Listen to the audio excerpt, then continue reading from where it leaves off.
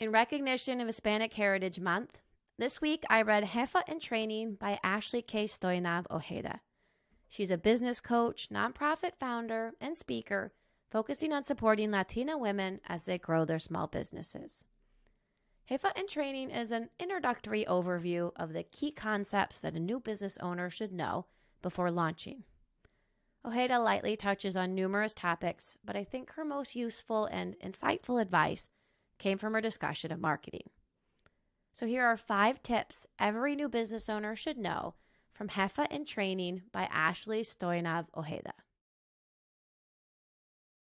Tip number 1, your why matters more than you think. Before you build your business, your brand, or your marketing strategy, you must understand your why. Why does your business need to exist? What impact will it have on your customers, your community, or maybe even the world?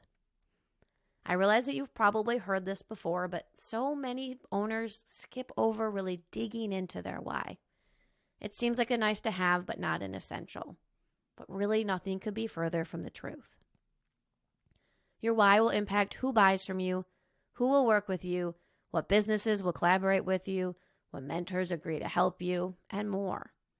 It's the thing that's going to keep you going when times are tough. It will inspire customers to choose you over your competitors, and it will motivate your employees to give it their all. Don't let your why be something that you overlook. It's essential to everything that you do. Tip number 2, social media messaging must stay on mission. As tempting as it may be to jump on board with social media trends, the short-term boost you might get won't drive long-term engagement. You aren't looking for the most followers, you need to find the right followers. You need to find your community, your people, and your customers.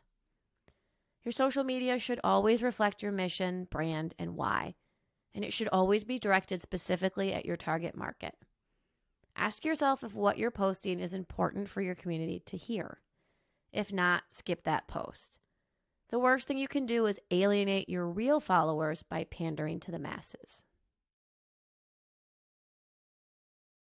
Tip number 3, for target markets, bigger is not better. It may come as a surprise, but if you're having a difficult time growing your audience, it might be that your target market is too big. It's tempting to try and target everyone. The logic seems clear. More people, more money. But the truth is, if you try and talk to everyone, you end up talking to no one.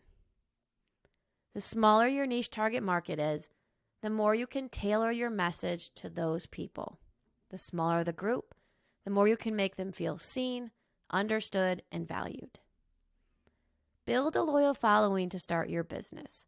In time, you may expand your target market, but a committed customer base that feels a connection with your business is far more valuable than people who buy on a whim and then never come back. Tip number 4, email marketing is not dead.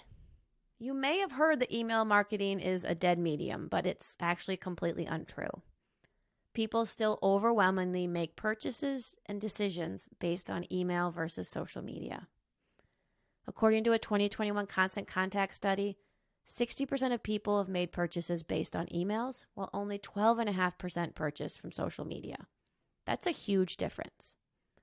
This means that you need to prioritize building your email list and sending emails. To build your email list, consider using a lead magnet. A lead magnet is something you give away for free in exchange for someone's email address.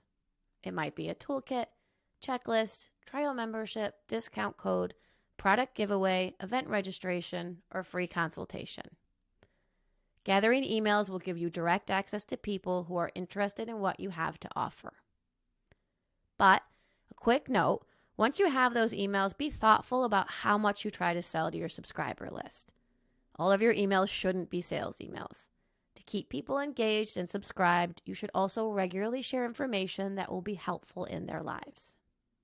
A weekly blog post, inspirational quotes, or words of wisdom can be a great way to give back to your subscribers and make them feel connected to you and your business.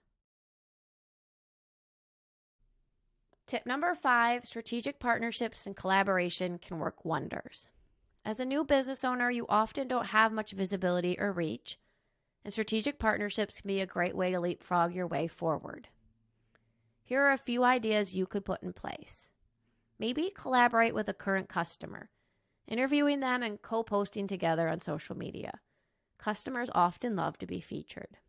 Or find another organization or business that has a similar target market but maybe isn't a direct competitor. Think a vegan soap company and a vegan candle company.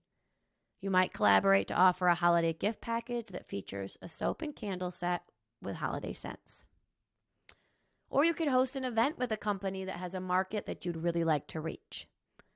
If you don't have a large following to also share with them, maybe you offer to do more of the work or maybe fund more of the event. Whoever you decide to collaborate with, make sure you have expectations written down in an agreement and have both parties sign that agreement. You want to make sure both parties receive adequate benefits in return for what they bring to the table. And be thoughtful who you work with. Make sure they have a purpose and mission that aligns with yours. Partnering with the wrong company or wrong person could bring long-term damage to your brand. Small business book review for Jefa In Training. I have to admit that coming into this book, I didn't realize that it was written explicitly for women who are thinking about opening a business. The content is very basic and it doesn't have a lot of specificity. If you've ever taken a business starter or business planning class, you already know this information. That said, if you're just getting started and would like a nice summary of key startup business topics, Jefa In Training is a good starting point. It will introduce you to key topics that are essential for small business success. However, the key word here is introduce. After you read this book, you'll need to go out and dig a lot deeper into each of these subjects to get the full learning experience that you'll need. I give Jefa In Training a 3.5 out of 5 stars. It's a pleasant book and a great resource for people with no business knowledge, but it doesn't dive very deep into any one topic. Pick up a copy if you'd like a basic lay of the land before you start your deeper learning into what it really takes to run a successful small business. Hey, small business owners, thanks so much for watching. If you enjoyed the video, be sure to like, comment, and subscribe below. And if you'd like to join the discussion, visit us at Climb the Small Business Book Club. The link is in the description, and we'd love to meet you.